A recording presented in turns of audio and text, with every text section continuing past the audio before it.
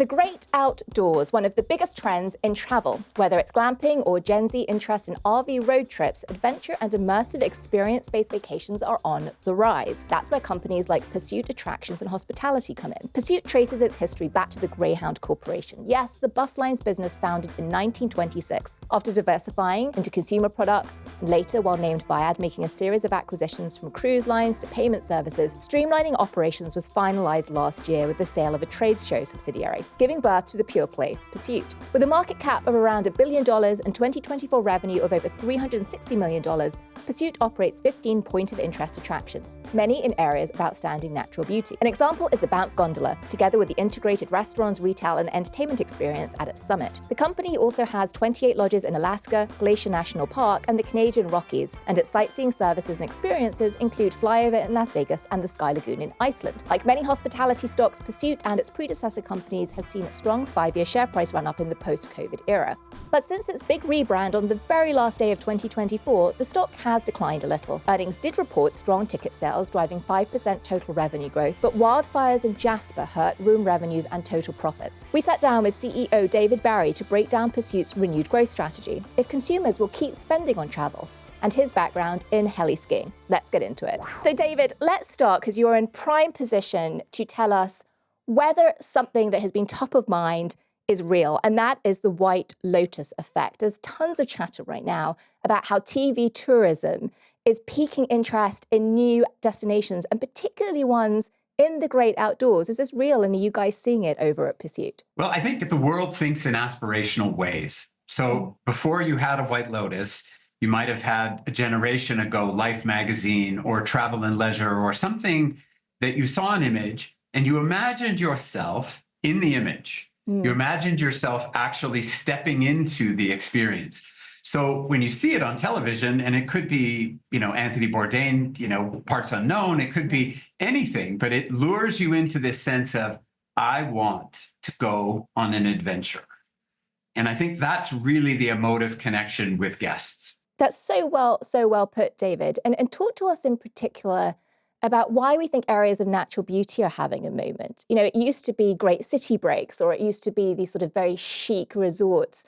But we're really seeing a growth in consumer appetite as well towards hiking, right? Towards physical activity. What do you think's driving this? What are you seeing? I think everyone in the world loves a beautiful view. And so it doesn't matter what country you're from, what your ethnicity is, what your religious affiliation might be. Sightseeing and iconic point of interest attractions, they require no athletic ability. You could be 3 years old, you could be 100 years old. And so the experience and being able to do things together is what creates memories. And I think that there's sort of a thought, which is buy less stuff, do more things. You talked in your earnings report, David, about wellness tourism in particular. That's including outdoor and adventure travel. That is projected to reach a $1.4 trillion market size by 2027. It is, though, a broad landscape. Within that, what are the spots that Pursuit is most aggressively looking at growing into? Our whole thesis is that if you can find places that match these three words, iconic, unforgettable, and inspiring, and if you start there, then it's the connection to an experience that everyone, again, I repeat myself, but everyone in the world loves that beautiful view. So the opportunity for them to come and to see it and to experience it and to do it together with other human beings, lifting your head from your phone, putting your phone away in your bag and go looking at nature. Nature is your content and seeing it in real time in ways that connect with your soul. Be outside. M&A has been a part of your growth strategy. David, Pursuit went out and made a number of acquisitions last year. There was the Jasper Skytram, the Apgull Lookout Retreat. There were others. Tell us a bit about those acquisitions and why those particular assets were of interest to you and why you thought that they would deliver returns to your shareholders. So starting with the Jasper Skytram, a very unique and beautiful jewel box of an attraction. Has been around for 60 years. It's at a point in reinvestment where it needs some reinvestment as the equipment is nearing the end of its cycle. And there's a tremendous opportunity to totally refresh that experience. If you go back to the Banff Gondola in 2014, if I'd said to the team, we're going to be in the top 100 restaurants in Canada, they would have looked at me like I had three heads. Like, how in the world could we do that? But if you look now, TripAdvisor, top 100 restaurants in Canada, Banff Gondola and Sky Bistro at the top of the Banff Gondola is right there. So for Jasper, back to the SkyTran, the opportunity is to reinvest, refresh that experience. We have a great team led by Todd Noble and Jordan Bell in that geography are our two team leaders. And their focus will be on how do you refresh that experience. In Jasper, you have some very iconic attractions. There's the park itself. There's the Columbia Ice Fields. There's incredible hiking and mountain biking. There's our good colleagues at Fairmont that run the Jasper Park Lodge, which is a terrific property. And then you have the Jasper SkyTram. And so for the next 100 years, at least, I think it's going to be an amazing attraction for folks to come and visit. Apgar Lookout Retreat. So today or previous to these two acquisitions, we owned a very magical cabin property. So think of small cabins on a peninsula with a creek on one side and a lake just down the pathway within a national park that had been there since 1946. And it sits in a grove of mature trees. So big cedars, really beautiful, big trees. So the cabins interspaced with all of that. Adjacent to our property were two opportunities, one being Montana House, longtime local with a great connection to community, and the other being Eddie's and the Apgar Lookout Retreat. So these pieces of land are contiguous. And so quietly, in discussions with each of the owners, they wanted to sell to someone who would care for their legacy, someone who would respect the things that they have done over their career and lifetime. And our energy and effort really have been deployed to do that. So we're excited because it now gives us a blank canvas in three pieces in a unique inholding within a national park, which is quite unique. Talk to us about the composition of your client base, of your visitor base. During COVID, when it was difficult to travel internationally, it feels like the US had a real moment when it came to domestic travel. Talk to us about how much of that you saw in 2020-21 and how much of your visitor base today is international versus US based. Yeah, there's some funny quarantine stories, but I won't share them. It'll take too long. Please share them. You'll have to share your favorite one at the end. I'll answer the first part first. So from a team member perspective, what's interesting is obviously there's changes and COVID was a particular time that was challenging for everyone. What we learned was that different markets will access different things depending on borders being open and so on. But as soon as the border restrictions eased, we returned very quickly to our normal mix of guests. So on a global scale across 3 countries and 15 attractions, 28 hotels and so on, we have about 50%, 50 to 58% of our guests are international, and they come from 80 countries around the world, working through a tour and travel partner. And you see, what are the growing markets? And right now for us, what's growing is the UK, what's growing is Japan, what's growing is destination visitors coming out of Singapore, South Korea. India has a burgeoning affluent class that's growing at a dramatic rate. And then what happens when the Canadian dollar lowers a little bit? Well, visitors come to Canada because Canada basically is on sale to the world. Look at Japan. The increase in tourism to Japan is primarily being driven now by, great currency exchange rates, and people are deciding, wow, I could go here or I could go there. Therefore, Japan's of great interest. The balance of our guests come from all over. Iceland is very international, as you would well know. And then you have guests coming, our drive destinations. So Montana is more of our drive traffic destination. Alaska, it's either flying, driving, or planes, mainly planes and cruise ships are visitors in Alaska. And then the Canadian Rockies is a mix of both regional guests and international guests and folks from the US and Canada. You've touched on currency moves, and the exchange rate is unfortunately not immune to what's going on when it comes to tariffs. Talk to us about what's going on right now in terms of the new administration, the tariffs that are coming in, particularly with respect to the relationship with Canada. And from your seat, how do you plan for what could be coming next with the impact on currencies? How do you look in your seat as a CEO and say, okay, tariffs are coming, it could mean this for the exchange rate, this is how I'm going to plan in advance for my business? What did we learn during COVID? We learned that reforecasting, adjusting, being supple, moving all the time, reevaluating what the latest data is and how to adjust was something that became second nature. So what I find fascinating is our team, certainly in Western Canada, is dusting off some of those reflexes. And they're organized in terms of if a particular supply chain maybe challenged by a tariff that's imposed, then they're able to adapt quickly and adjust. And so, if avocados all of a sudden are harder to find, well, you're going to adjust recipes across restaurants and have something that you can deliver that's going to create a great guest experience. I stay out of politics because first, it's too bewildering. It's happening so fast with all kinds of things. So all I would say would be, Canada and the United States have been trading partners for a long time. They've been partners together through thick and thin. And I believe that this is a period of time that will settle out as emotions ease and people get focused on what's best to grow an economy on a global basis. So there's a bit of a wait and see then. So I guess, that it's going to take a little bit of time for all of these changes to percolate. I'll be very curious to see in your forthcoming earnings, David, whether we do see a little bit of shift in terms of growth in some of your locations versus others. Let's reflect a little on the earnings report that you had very recently. It was a strong report, but there was one area that caused a bit of a dent, and that was in Jasper, and that was an impact from wildfires. Tell us a little bit more about what happened there. So about the third week of July of 24, a wildfire, which was lit by lightning, moved very quickly, much faster than anyone imagined. So firstly, imagine just an evacuation of an entire town and guests going in every direction. So our incredible call center team, our incredible team members on the ground, evacuating guests safely. And then when the fire crossed the river, it moved through the southwest corner of town, and it's very neighborhood specific. So imagine your flower baskets in the summer are hanging perfectly fine in front of your home. Your neighbor across the street, their home is gone. So limited damage, more surgical than you might imagine if you look at pictures from Lahaina. And so the best part, if there's a silver lining in all of this, was that municipal infrastructure was intact. So water, sewer, power, government services, schools, hospitals, et cetera, all of those were unscathed. You had about 20% of the lodging inventory of commercial lodging was affected and damaged by fire.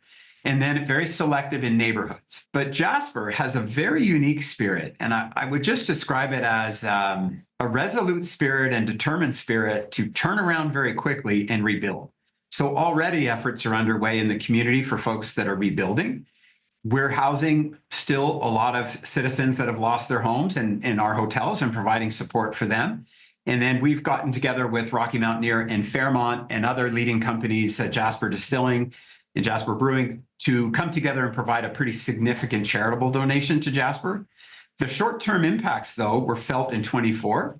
What we see for 25 is an immediate return to demand, which is remarkable. And part of it is driven by where Jasper sits on the map. And you pull out the map, look it up on Google, but you can see Jasper's at the top of this journey in the Canadian Rockies. And if you're coming from Vancouver and you're traveling through the Canadian Rockies on the way to Calgary or somewhere east, Jasper is the most natural stopping overnight point you could ever imagine. If you don't stop in Jasper, you've got to continue to Edmonton, 3.5 hours away, or you've got to backtrack to Kamloops, 3.5 hours the other way.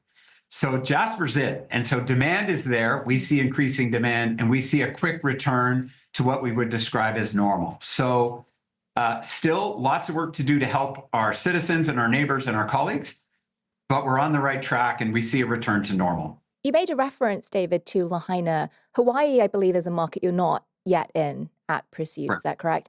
You do now, though, have a lot of dry powder as a company if you want to go out and diversify, move into new markets. You sold your trade show business at the end of the year. You've used that cash. You've got a strong balance sheet. You paid down some of your debt. You've got cash in the balance sheet. Which would be on the wish list for you to go and buy or build into new geographies? Would Hawaii be on that list? I'll give you the criteria, and I'll avoid a country-specific mention, but I'll give you the criteria because it will help shape the outcome. Iconic, unforgettable, and inspiring. Perennial demand. Somewhere that if you were to acquire something, are there barriers to entry that prevent a replication of that by other people because the location itself is so unique? Is it a country that's a good neighborhood, a good place to do business, good rule of law, good property protection, a functioning legal system, et cetera? That's always helpful when you're looking at an acquisition, especially as a listed company. Yep. And then you're looking at a business that, from a margin perspective, is it, a contributor to pursuit? So we look at lots of things. We get lots of phone calls. There's lots of great businesses, but they're very low margin. So we want something that fits our overall margin. We have very healthy margins. And so that's something that we focus on in what we might add. And then experiences that are authentic and that will create memories into the future. And so the last I would add would be counter seasonal.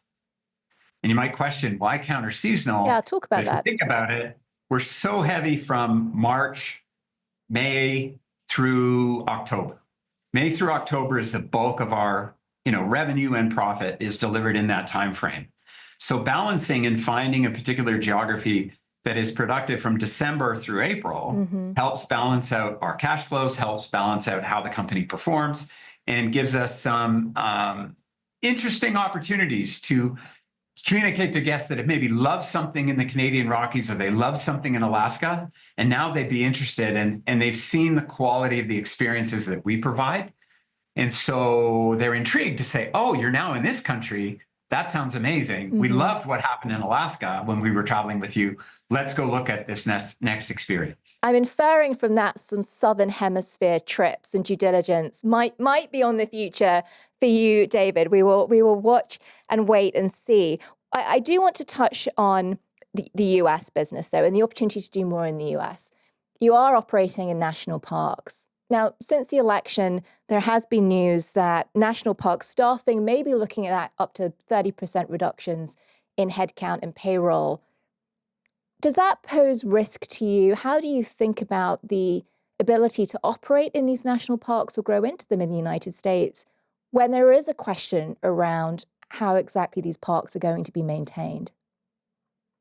So the first point I would raise would be that the national park cost at somewhere around $3 billion, which sounds like a big amount of money in terms of what does it cost to operate the national parks. But when you consider the revenue that national parks generate, the revenue, just admission into national parks for citizens across, whether they be from the US or visitors that are coming internationally, is somewhere in the 50 billion range. So you don't have to go to Wharton to figure out that. Like that is a good example of something that generates more than it costs. I think that things will temper over time, and we see no change to access or demand or participation in national parks for this season. There's a lot of very sensationalistic headlines, but in our view, the parks themselves will be open. And there's some very dedicated and amazing team members that work for the national park system. So we're hopeful that they're able to return to work and continue to do the great work that they've been doing. And we expect that that will temper itself out. On our business side, we operate at the entry and exit in Glacier National Park. So we actually have our own in-holdings, which are within the national park, but we're not subject to any sort of national park constraint. And we work well in partnership with them, and very similar in Alaska. We're going to switch gears, David, and talk about something that was, I think, a big change maybe for the company, and that's your rebranding. Oftentimes you talk to CEOs and you talk to leaders of big companies, and there are lots of good reasons why they want to rebrand. We should dig into why you wanted to. I think there's a perception, unless you live through one, that's a pretty easy thing to do. You kind of flip the switch and people's email changes and you've got a fancy new logo. Often there's more to it than that. Talk to us a bit about your process of going through it. Well, the transformation of Viad has been an interesting one. So one, I think that the board made some very good decisions in terms of looking at what are the valuations for each of these businesses. What was the valuation looking at Pursuit? And we operated over the last 10 years as a business within a larger conglomerate, as did GES and a company called Spiro. It became apparent, though, that the valuations were quite different and that Pursuit as a standalone would be an accelerator. So the transformation from us was actually quite easy and probably not typical to how other companies view it. The corporate team at the holding company level is quite small, and they have joined onto the Pursuit journey, and they're excited because there's a young man who is he's single in the office and he's going on his first couple of dates, and he's a bright, smart, good-looking young man. And he looked at me in the middle of this transformation. He said, "DB, you made my life so much better." I said, how? Because I don't have to explain the conglomerate if she asks what I do for a living. And so that was the interesting thing as we laughed about it. So for us, it's been a well-planned, well-executed transition. We've been in existence really since 2016 with a rebranding, going from what was called Viad Travel and Recreation into Pursuit. Pursuit is a brand that resonates strongly with our team. Our values are strong, our mission is strong, the drive and energy around the company is strong. So it's been pretty smooth in terms of moving forward. That's a great segue into our final segment, David, which is 5 rapid fire questions. And the first one to come your way is the following. Every month, I know that you have an all hands 4,000 plus team member live town hall, and you invite your associates to ask you anything at the end of this. What's been the hardest question anyone's asked you? You know, it's a really interesting thing to think about. I'm going to have to go quickly because I won't overthink it. In the beginning on town halls, because people can ask questions anonymously, one of the questions that came up was, my boss is a jerk, what are you going to do about it? And when it's live, you're there as the CEO and you're answering the question. And I had to say, well, Mr. or Miss Anonymous, I can help you, but I don't know who your boss is. So there's multiple ways that you can reach out. There's multiple ways you can contact. And we're happy to chat and talk to you about what needs to be improved. And I think what it did is it set a tempo of all of a sudden, everyone's questions started to get better. And, you know, we have a team member who worked for another large attractions company, and he joined us and he said, wow, this is interesting because we used to do town halls, but we were never allowed to ask a question. And you'll get all kinds of things, but the benefit of the dialogue and listening and learning, I think a CEO's job is talk less, listen more, and you'll figure stuff out. And everyone's opinion matters, and real ideas know no rank. Democratizing communication of ideas is what I'm hearing in there, David. Which company do you admire the most that is not Pursuit? You can't pick your own company that's cheating. There's 2 I will pick. I will pick first Canadian Mountain Holidays, which is the largest heli-ski operator in the world. Okay. An incredible company, incredible culture. I was lucky to spend time, about a decade in that business. And it is a tremendous group of hospitalians and amazing mountain guides. The other is I would pick the Four Seasons pre-2006, and that's no criticism of the Four Seasons today. But I think, Mr. Sharp and his view of how to build culture and a vision for what had not been created at that point, truly inspiring. If you could return to only one vacation spot every year for the rest of your life, which one would it be? I think New Zealand is a place of incredible beauty, amazing people, incredible culture, and a place that deserves to be explored. We'll leave it there. David Barry, CEO of Pursuit, thank you very much for joining. Come back. There's going to be a lot going on through the course of this year as you pursue your growth strategy in this macro environment. We'd love to hear how it's going. Thank you so much. I'm Anne Berry. Thanks for tuning into After Earnings, the show that brings you up close and personal with the executives behind the world's most interesting publicly traded companies. If you learned something today, don't forget to like, subscribe, and share with your friends. Upcoming episodes will feature CEOs and CFOs from companies like Adobe and Roadblock, so do come back and we'll see you soon.